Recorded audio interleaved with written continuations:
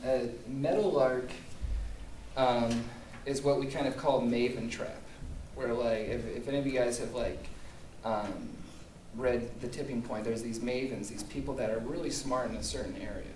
What would it be like gardening or biodiesel conversion, which we're going to do this year.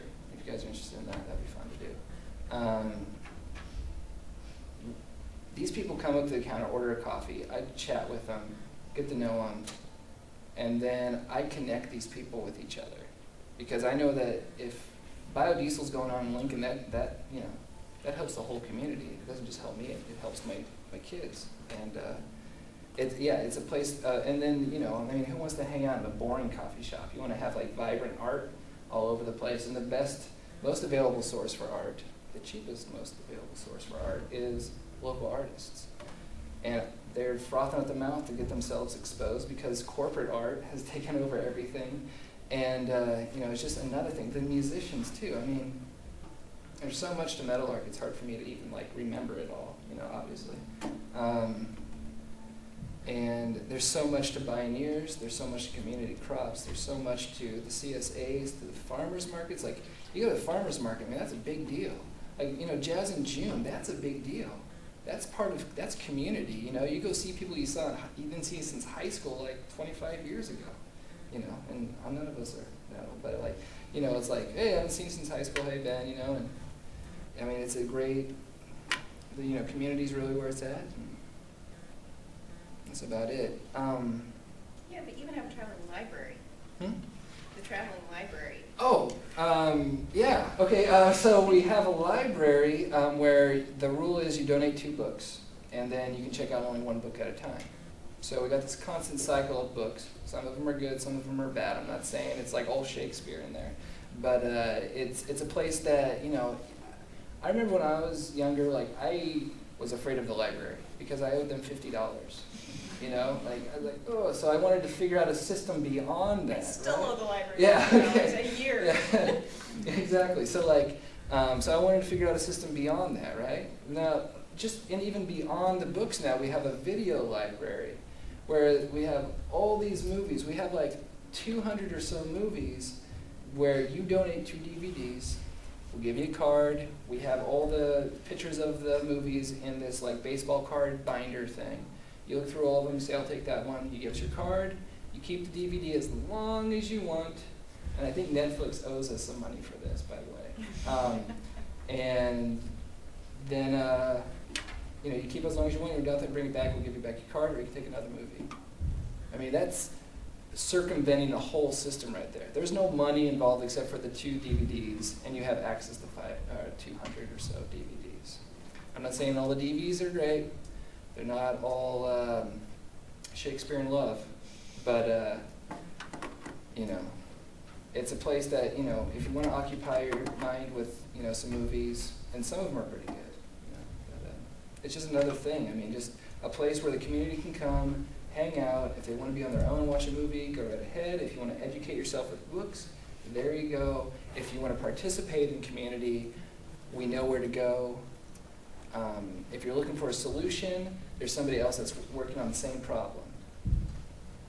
It's just a matter of connecting, because we've become so separated from each other, so horribly put into our little boxes, and where we just sit and got our own little screens. I mean, have you ever like stood in a bank and like just looked at everybody looking at their cell phones? It's just like I can talk to these people, but they don't look interested.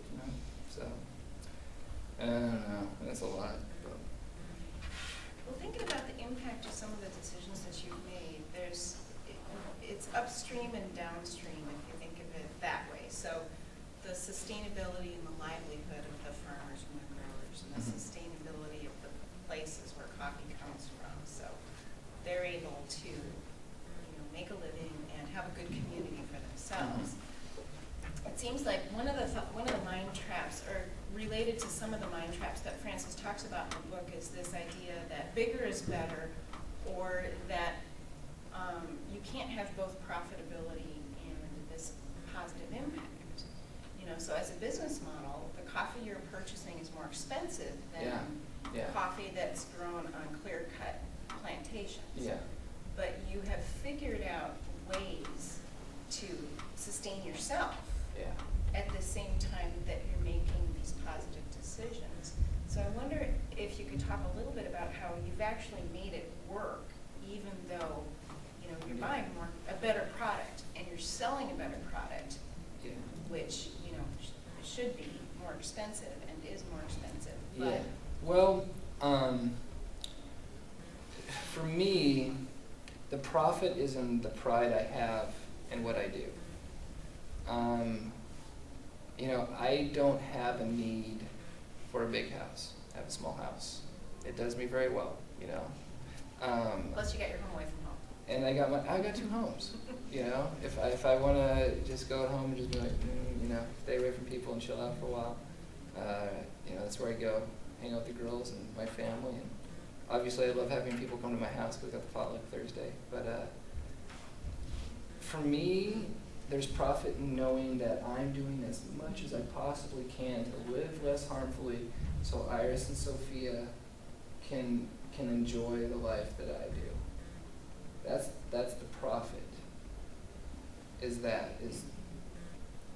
you know, it costs us, I don't know, like $2,000 more a month to do this fair trade organic shade grown coffee, and that's $2,000 that Nate and I could split or put back into the store to make it all pretty and glimmery and sparkly and rhinestonerly, and but we choose to, you know, to forego that one for whatever you would buy with those thousands of dollars, and instead invest it in the future of our children and in the future of the coffee growers' children, and to invest it in the planet, the whole ecology.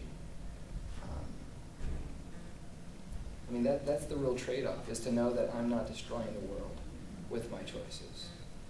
And I'm not saying I'm an ecological saint. Obviously, I'm wearing Nikes right now.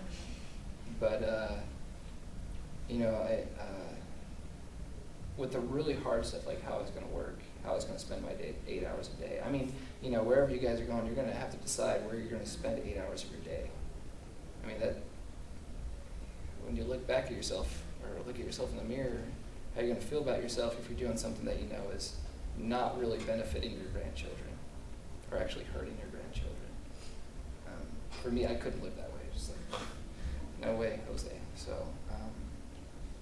So there are things that are more expensive, but we've also innovated in terms of not outsourcing our baked goods.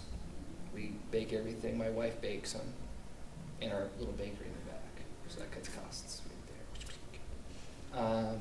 Being right next to Open Harvest is a huge boon, because all those people that are interested in the same thing, you know, like one of the cool things before we opened is like I'd go to Open Harvest and the aisles were always clogged because everybody's talking to each other. And I was just like, man, this place needs a coffee shop so bad.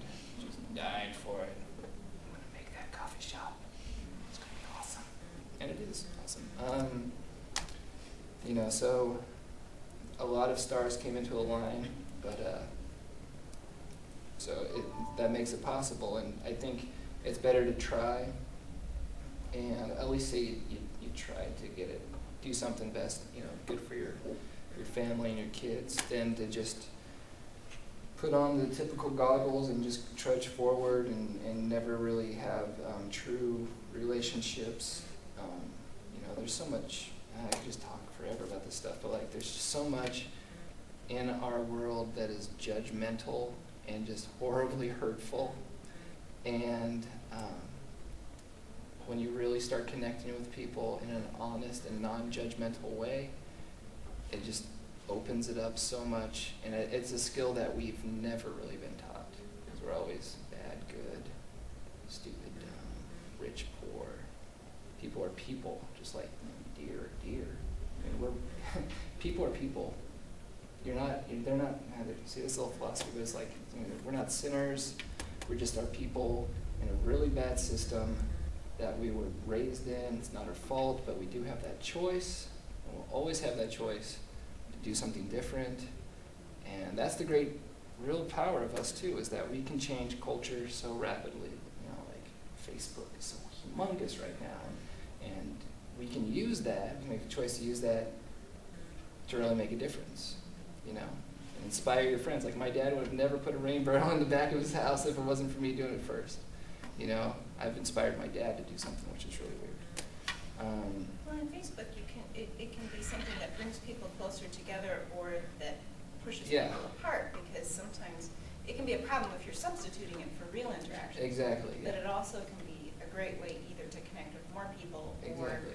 to keep in touch with people you're far away from. So it's Exactly. Yeah. I those mean, choices that yeah, you can yeah, use either yeah, way. yeah. It's like the relationship between honey and high fructose corn syrup. Like Facebook is high fructose corn syrup, and we know how bad that is.